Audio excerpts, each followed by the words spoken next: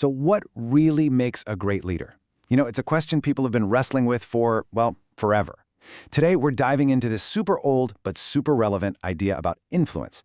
It turns out your own actions are probably the most powerful thing you have. We're going to see how leading by example is way more than just a catchy phrase. It's like a fundamental law of how things work. And here it is. This one verse from the ancient Bhagavad Gita, this is going to be our guide for this whole discussion. It just lays out this incredibly simple but powerful truth about us, about people. When you boil it all down, leadership isn't what you say, it's what you do. And that's the big idea we're going to unpack right now. Okay, so let's really get into this. This is so much more than some dusty old saying, right? It's basically a universal law for how we all interact. The idea is that real influence, it comes from action. Think about it. The standards we all live by, the social norms, they're not just made up. They're actually shaped day by what the people we admire actually do. And, you know, this really gets at a core human need, doesn't it? We don't just want someone to tell us what to do. We need to see it. We're always looking for leaders who actually show us the way forward with their own behavior. It's like we're hardwired to look for that kind of authenticity. All right, so let's flip this on its head for a second. What's the fastest way for a leader to fail? It's hypocrisy. I mean, nothing, absolutely nothing, kills influence faster than when someone says one thing and does something totally different. It's that classic do as I say, not as I do problem, and it just never, ever works. The source material has this brilliant, super simple analogy for this. Just picture it.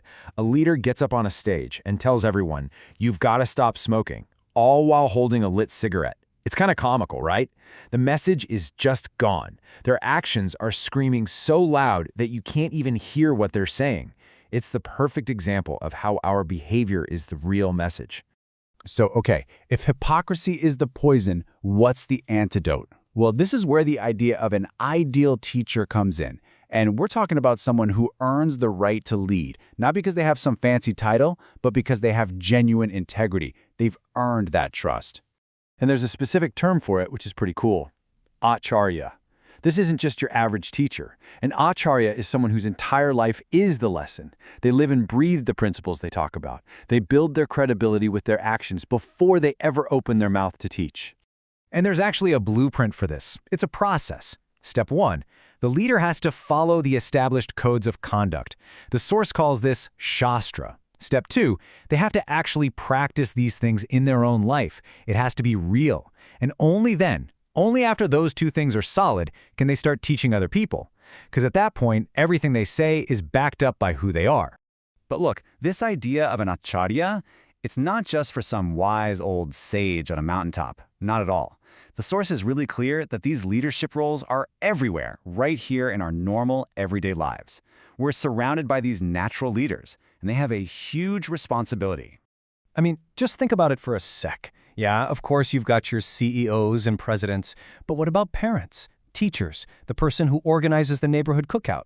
Basically, if anyone depends on you or looks to you for guidance, you're in a leadership role. And every single one of those roles, they come with this big responsibility to set a good example.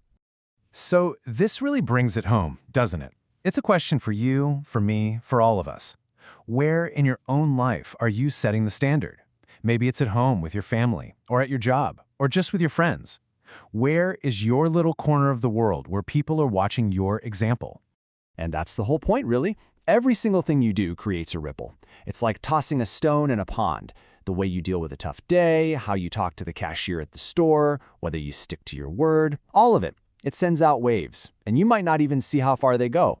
So look, we're right back where we started. That old verse, it wasn't just talking about famous historical figures. It's talking about you. It's talking about me. The good things we do, and yeah, the not so good things too, they are literally creating the rules that the people around us will start to follow. You're a leader, whether you've thought about it that way or not.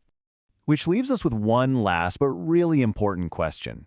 Knowing that people are watching, knowing that your actions have this ripple effect, what kind of example are you going to set today?